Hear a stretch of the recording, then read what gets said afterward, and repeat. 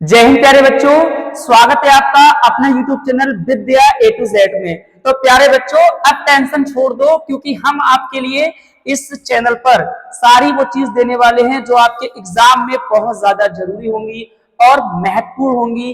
और आपके नंबर जो भी आपके नंबर आने वाले हैं, हम पूरी की पूरी कोशिश करेंगे कि आपके नंबर 60 प्लस आए।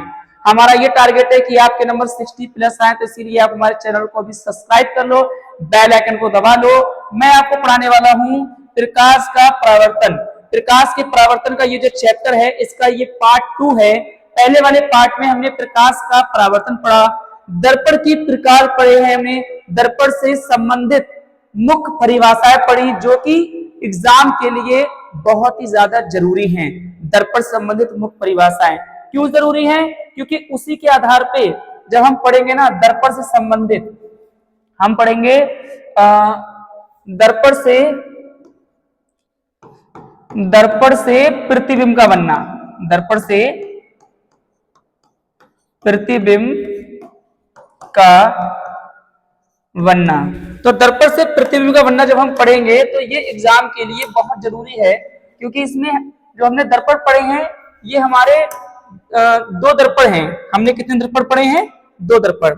अभी मैं आपको उसके बारे में समझाता हूं। एक तो हमने पढ़ा है अवतल दर्पण। कौन सा पढ़ा है हमने? अवतल दर्पण। एक हमने पढ़ा है उत्तल दर्पण, उत्तल दर्पण। तो दर्पण से प्रतिबिंब का बनना ये क्यों जरूरी है? क्योंकि इससे एग्जाम में 2 नंबर का क्वेश्चन भी आता है और 1 नंबर का क्वेश्चन भी आता है, और साथ साथ में जब आपके प्रैक्टिकल होते हैं तो उसमें भी इससे रिलेटेड क्वेश्चन पूछे जाते हैं। ठीक है, तो दर्पण से प्रतिबिंब बनना मैं आपको बता दूं, अवतल दर्पण की जो स्थितियां हैं 6 स्थिति है प्रतिबिंब की, और उत्तल दर्पण की स्थितियां हैं 2। कितनी स्थितियां हैं? 2। तो आज हम इसी को पढ़ने वाले हैं। सबसे पहले हम पढ़ेंगे अवतल दर्पण से प्रतिबिंब का बनना। तो अवतल दर्पण से प्रतिबिंब का बनना पढ़ेंगे। मैं यहां लिखता हूं अवतल दर्पण से प्रतिबिंब का बनना। तो अवतल दर्पण से प्रतिबिंब बनना, इसकी स्थिति कितनी है? 6 है। तो सबसे पहले हम लोग लिखेंगे स्थिति 1। आप लोग इस साथ में लिख लें स्थिति 1। अब स्थिति 1 क्या है? देखो, जब वस्तु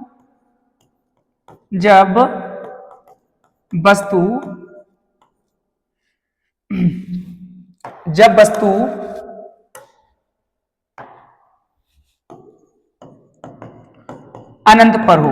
कहां पर हो? जब वस्तु अनंत पर हो। तो जब वस्तु अनंत पे होगी तो अनंत पर स्थित वस्तु का प्रतिबिंब कहां दिखाई देगा, कैसा दिखाई देगा, ये सब चीजें जो हैं, और कहां पर दिखाई देगा, ये स्थिति कहलाती है अवतल दर्पण से प्रतिबिंब का बनना। तो पहली स्थिति क्या है? जब वस्तु अनंत पर हो। कहां पर हो? जब वस्तु अनंत पर हो। तो इसका देखो, जैसे कि हम डायग्राम बनाते हैं, ये हमारा जो दर्पण है ये अवतल दर्पण है, इसको हम मुख्य अक्ष कहते हैं। मैंने ये आपको पिछली वीडियो में पढ़ाया है कि दर्पण से संबंधित मुख्य परिभाषाएं, तो इसको हम मुख्य अक्ष कहते हैं। यहां पर ये बिंदु होता है, इसे हम ध्रुव कहते हैं, इसे P से दिखाते हैं। ठीक है, ये इसका फोकस बिंदु होता है जिसे हम F कहते हैं, और ये वक्रता केंद्र होता है जिसे हम C कहते हैं। अब देखो, वस्तु कहां स्थित है? वस्तु है अनंत पर स्थित, अनंत होता है ये। ठीक है, तो वस्तु यहां पर स्थित है, ये है अनंत, ये ए भी वस्तु स्थित है अनंत पर। तो अनंत पर जो स्थित ए बी है, इसका देखो प्रतिबिंब कहां बनेगा? अनंत पर स्थित वस्तु का प्रतिबिंब कहां बनता है, ये हमें बताना है। तो जो अनंत पर स्थित वस्तु का प्रतिबिंब है, इसका प्रतिबिंब बनता है फोकस पे। कहां पर बनता है? फोकस पे। यानी पहली स्थिति क्या है? जब वस्तु अनंत पर स्थित हो तो इसका प्रतिबिंब कहां बनता है? फोकस पे। और कैसा बनता है? बहुत छोटा बनता है। कैसा बनता है? छोटा। तो पहली बात तो ये हो गई है कि फोकस पर प्राप्त होगा, फोकस पर। और दूसरी बात ये हो गई है छोटा बनता है। और तीसरी बात हो गई है वास्तविक बनता है। और इसके बाद लास्ट वाली बात हो गई है उल्टा बनता है। कैसा बनता है? उल्टा। तो जब पूछा जाएगा कि जब वस्तु अनंत पर स्थित हो तो अनंत पर स्थित वस्तु का प्रतिबिंब, ठीक है, अनंत पर स्थित वस्तु का प्रतिबिंब फोकस बिंदु पर बनता है और छोटा बनता है और वास्तविक बनता है, और कैसा बनता है, उल्टा बनता है। तो इसमें आप लिख लें, जब वस्तु अनंत पर स्थित हो, जब वस्तु अनंत पर स्थित हो तो अनंत पर स्थित वस्तु का प्रतिबिंब वास्तविक, उल्टा, वस्तु से छोटा व फोकस बिंदु पर प्राप्त होता है। तो ये वाली बात होगी पहली स्थिति। दूसरी स्थिति की बात करेंगे, स्थिति टू। स्थिति टू, जब वस्तु अनंत व वक्रता केंद्र के बीच स्थित हो। यानी वस्तु कहां स्थित है, जब वस्तु अनंत व वक्रता केंद्र के बीच स्थित है। तो अब क्या होगा, देखो ये दर्पण है हमारा, वस्तु कहां स्थित है, देखो ये मुख अक्ष है, ये बिंदु P है, ये फोकस बिंदु है, और ये बिंदु C है जिसे कहते हैं वक्रता केंद्र। वस्तु स्थित है, अब वस्तु स्थित है अनंत और वक्रता केंद्र के बीच, यानी यहां अनंत, इसका नाम है AB। क्या नाम है इसका, AB। ये अनंत है और ये वक्रता केंद्र है, इसके बीच स्थित वस्तु है जिसका नाम है AB। तो AB पर स्थित मतलब अनंत और वक्रता केंद्र के बीच स्थित वस्तु का प्रतिबिंब सबसे पहला कैसा बनता है, देखो सबसे पहली बात तो छोटा बनेगा, दूसरी बात ये है वास्तविक बनेगा, और तीसरी बात ये है उल्टा बनेगा, और चौथी बात यह है कहां बनेगा, फोकस और वक्रता केंद्र के बीच, फोकस व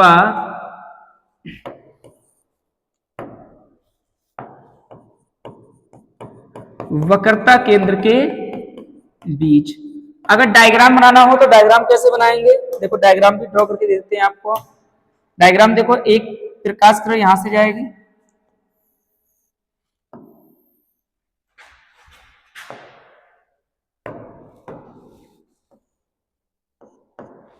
इसका नाम है B, इसका नाम है A, ठीक है।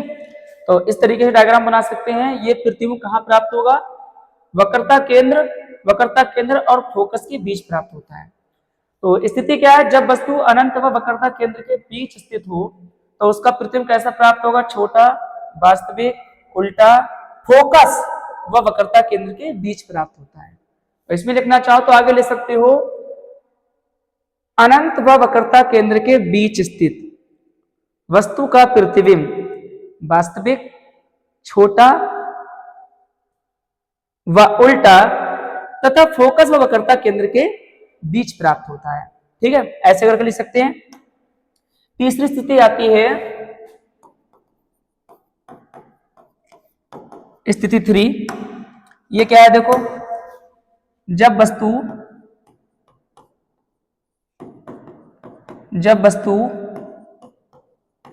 वक्रता केंद्र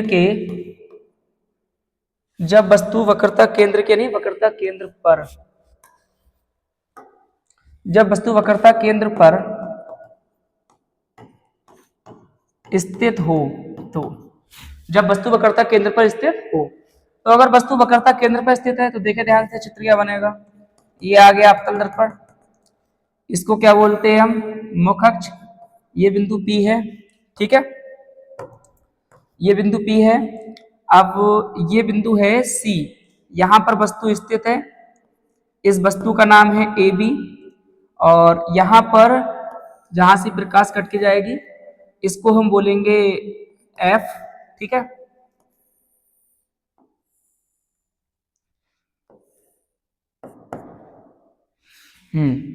तो ये F बिंदु है, ये वक्रता केंद्र है।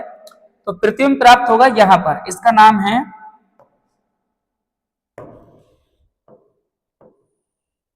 प्रतिबिंब, यहां प्राप्त होगा, इसका नाम है B और A, उल्टा प्राप्त होगा। तो इसमें भी चार बातें, पहला कि कैसा प्राप्त उसके आकार क्या होगा, तो हो गया बराबर, ये वस्तु के बराबर होगा। दूसरा कहां प्राप्त होगा, वक्रता केंद्र पर। तीसरी बात है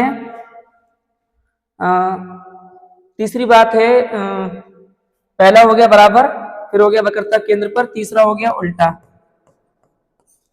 और चौथी बात हो गई है वास्तविक।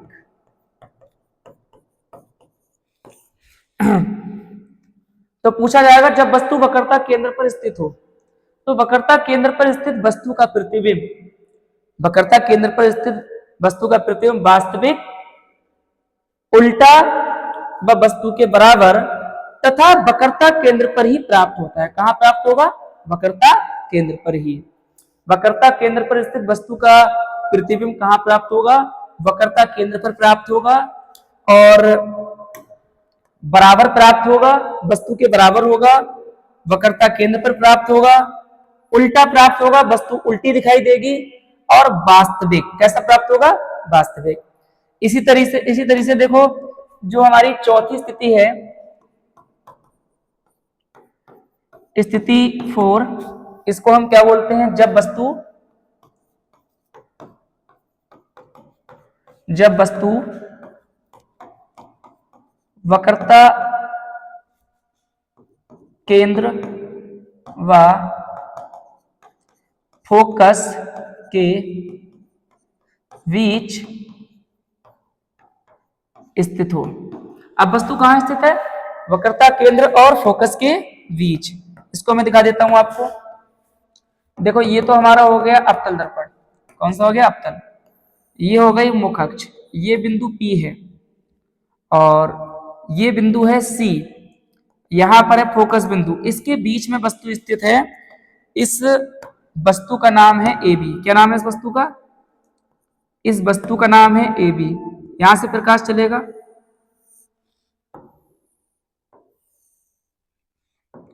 प्रतिबिंब बनना ये, इसका नाम है B और A, ठीक है। डायग्राम ये बनेगा। तो अगर देखा जाए तो इसमें देखो क्या लिख सकते हैं हम, इसमें ये लिख सकते हैं जब वस्तु वक्रता केंद्र व फोकस के बीच स्थित हो, तो वक्रता केंद्र और फोकस के बीच स्थित वस्तु का प्रतिबिंब वास्तविक प्राप्त होगा, उल्टा प्राप्त होगा, वस्तु से बड़ा प्राप्त होगा, तथा वक्रता केंद्र और अनंत के बीच प्राप्त होता है। वक्रता केंद्र और अनंत के बीच प्राप्त होता है। तो पहली तो बात हो गई है उल्टा प्राप्त होगा, दूसरा वस्तु से बड़ा प्राप्त होगा, तीसरा वास्तविक प्राप्त होगा, और चौथी बात हो गई है कहां प्राप्त होगा, वक्रता केंद्र और अनंत के बीच। वक्रता केंद्र व अनंत के बीच प्राप्त होता है, वक्रता केंद्र और अनंत के बीच प्राप्त होता है, ठीक है। स्थिति 4 हो गई। स्थिति 5 देखते हैं। देखो 6 स्थिति है इसकी।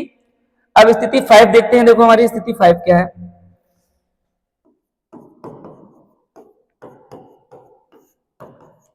जब वस्तु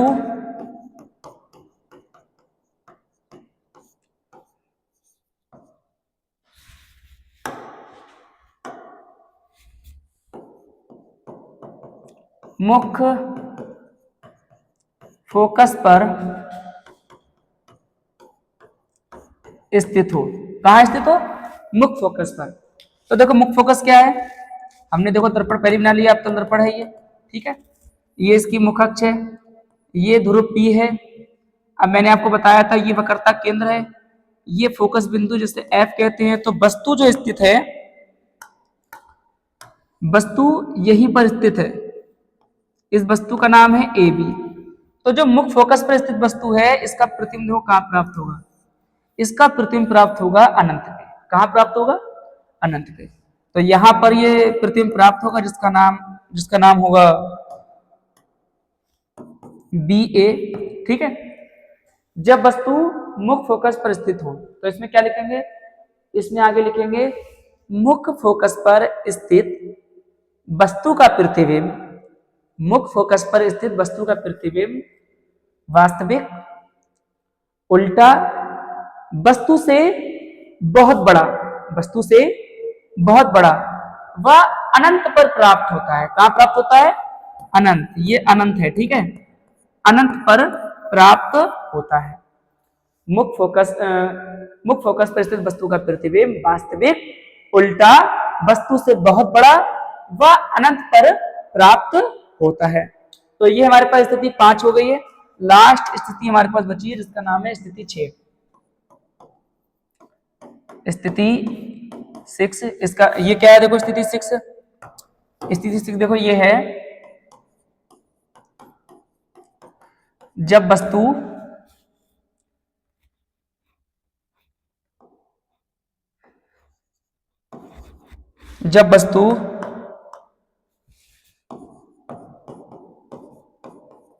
मुख्य फोकस व ध्रुव के बीच स्थित हो, तो मुख्य फोकस ध्रुव के बीच स्थित हो, तब देखो क्या होगा। देखो ये दर्पण है और ये इसकी मुख्य अक्ष है, ये बिंदु P है, इसका नाम है F, इसका नाम है C, ठीक है। वस्तु जो स्थित है मुख्य फोकस और ध्रुव के बीच यहां स्थित है, इस वस्तु का नाम है AB। क्या नाम है इसका? AB। तो इस वाली स्थिति में क्या होगा? देखो इस वाली स्थिति में ये याद रखना है, जब वस्तु मुख्य फोकस व ध्रुव के बीच स्थित हो, मुख्य फोकस व ध्रुव के बीच स्थित वस्तु का प्रतिबिंब,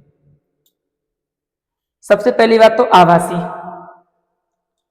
दर्पण के पीछे वस्तु से बड़ा व सीधा प्राप्त होता है, वस्तु से बड़ा व सीधा प्राप्त होता है।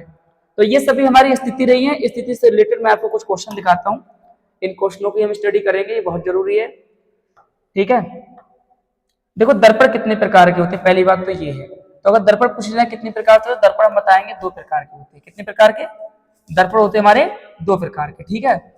समतल दर्पण द्वारा बनाई गई छवि की प्रकृति कैसी होती है?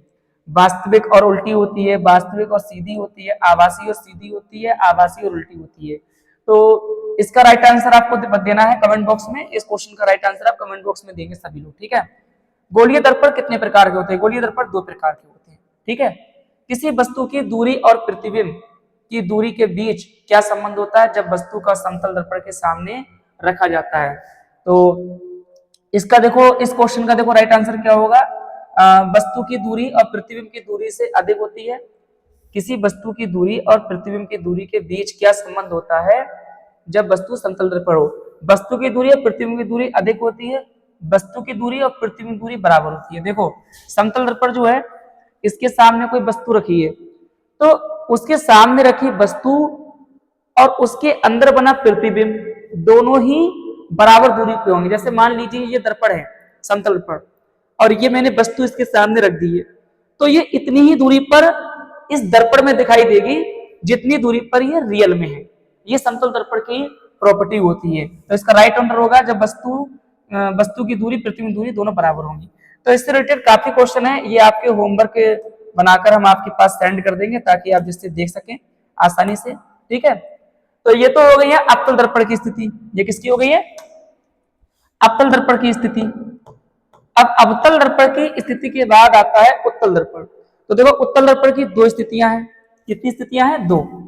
हालांकि उत्तल दर्पण की स्थिति इतनी जरूरी नहीं है, लेकिन अवतल दर्पण की जो 6 स्थितियां हैं वो बहुत जरूरी है। तो इसलिए अवतल दर्पण की 6 स्थितियां आप पढ़ लो और उनकी टेबल बनाकर भी आप थोड़ा सा मतलब अध्ययन कर लेना। मैं आपको टेबल बना के भी समझा दूंगा, ठीक है। इसके बाद देखो हमारा टॉपिक इसमें आता है, इसके बाद जो टॉपिक आते हैं वो हमारे आता है आंकिक प्रश्न। तो आंकिक प्रश्न को समझने से पहले हम आज जो है उसके सूत्र लिखेंगे, ताकि जो बहुत जरूरी है। तो यहाँ पर लिख दे रहे हैं हम आवश्यक सूत्र। आवश्यक सूत्र, तो आवश्यक सूत्र देखो क्या है। पहला सूत्र आता है F बराबर R/2। दूसरा आता है 1/F बराबर 1/B प्लस 1/U। तीसरा आता है M बराबर आई बटे ओ, और चौथा आता है एम बराबर माइनस के बी बटे यू। ये सभी सूत्र जो हैं ये दर्पण के सूत्र होते हैं, ठीक है। और ये जो सामने लिखा हुआ है इसे हम दर्पण का ही सूत्र कहते हैं, दर्पण का सूत्र, ठीक है। इससे कैसे क्वेश्चन आया, देखो यहां पर सबसे पहले तो हम ये समझेंगे इसमें कौन क्या है। कौन क्या है का इसका मतलब क्या है, देखो अभी आपको बताते हैं, पहले इसको हटा दें यहां से। जैसे कि हमें ये जानना है कि F क्या है, R क्या है, V क्या है, U क्या है, M क्या है, I O, इन सब के बारे में जानने हैं कि ये क्या होते हैं। तो देखो जो F है इसको हम फोकस दूरी कहते हैं, क्या कहते हैं इसको, फोकस दूरी। R को कहते हैं हम वक्रता त्रिज्या, V को कहते हैं हम प्रतिबिंब की दूरी, U को कहते हैं हम वस्तु की दूरी, M को कहते हैं हम रेखीय आवर्धन, I को कहते हैं हम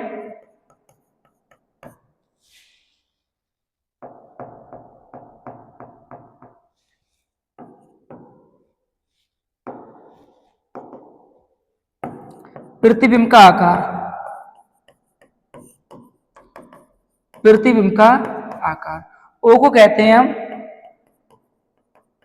वस्तु का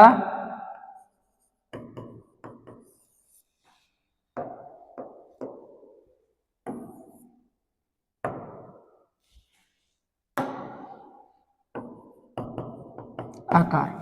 तो ये जानना बहुत जरूरी है क्योंकि इसी से रिलेटेड हमारे आंकिक प्रश्न आएंगे। देखो जो F होता है इस F को हम कहते हैं फोकस दूरी, क्या कहते हैं इसको हम, फोकस दूरी। F को क्या बोलेंगे, इसको F को हम बोलते हैं फोकस दूरी, ये हमारा फोकस दूरी है, ठीक है। और यहां पर हम जब जाएंगे तो इस चीज को समझेंगे हम कि F जो है ये दर्पण में भी हमने समझा रखा है कि F फोकस दूरी होता है, क्योंकि जहां पर हमने दर्पण संबंधित मुख्य परिभाषाएं समझाई है वहां पर हमने आपको बताया है कि F जो है ये फोकस दूरी है, और R वक्रता त्रिज्या है, V इसे प्रतिबिंब की दूरी कहते हैं, U को वस्तु की दूरी कहते हैं, M रेखीय आवर्धन कहलाता है, I प्रतिबिंब का आकार कहलाता है, O वस्तु का आकार कहलाता है। देखो रेखीय आवर्धन के बारे में हम थोड़ा समझा देंगे, लेकिन इस चीज को आप अच्छे से नोट कर लो क्योंकि ये आंकिक प्रश्न में काम में आएंगे, ठीक है। तो रेखीय आवर्धन देखो क्या होता है, रेखीय आवर्धन में समझा दें आपको, लगे यार रेखीय आवर्धन, रेखीय आवर्धन क्या होता है, इसे M से दिखाते हैं। देखो ये होता है वस्तु का आकार, प्रतिबिंब का आकार व वस्तु के आकार के अनुपात को रेखीय आवर्धन कहते हैं। यानी प्रतिबिंब का आकार, प्रतिबिंब का आकार व वस्तु का आकार के अनुपात को रेखीय आवर्धन कहते हैं, इसे M से दिखाते हैं, ये आ जाता है M बराबर I बटे O। बहुत जरूरी है ये, ठीक है, इससे रिलेटेड हम न्यूमेरिकल करेंगे। तो आज की वीडियो में हमने दर्पण से संबंधित मुख्य परिभाषाएं पढ़ी हैं, मुख्य परिभाषाओं को जाना, और अवतल दर्पण की हमने स्थितियां पढ़ी हैं, 6 स्थितियां होती हैं, और जो आवश्यक सूत्र होते हैं वो हमने जाने हैं। आप इन आवश्यक सूत्र को, जो मैंने ये आवश्यक सूत्र आपको लिखवाए हैं, ये आप अच्छे से याद करके आना कल, क्योंकि कल की जो क्लास रहेगी उसमें हम टोटल आपको इससे रिलेटेड न्यूमेरिकल पढ़ाएंगे और वो सारे न्यूमेरिकल आपको सॉल्व करवाएंगे।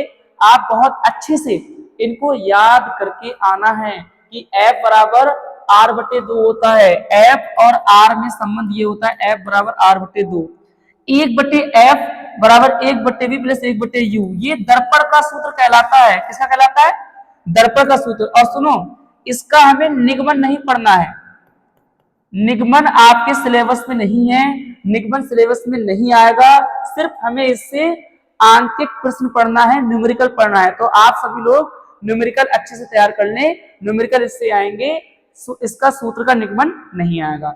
तो आज की वीडियो में इतना ही रखते हैं, मिलते हैं अगली वीडियो में। अगर आपने चैनल को सब्सक्राइब नहीं किया है तो आप चैनल को सब्सक्राइब कर लें, वीडियो को लाइक कर लें, एक प्यारा सा कमेंट बॉक्स में कमेंट लिखें। बाकी मिलते हैं अगली वीडियो में, तब तक के लिए जय हिंद।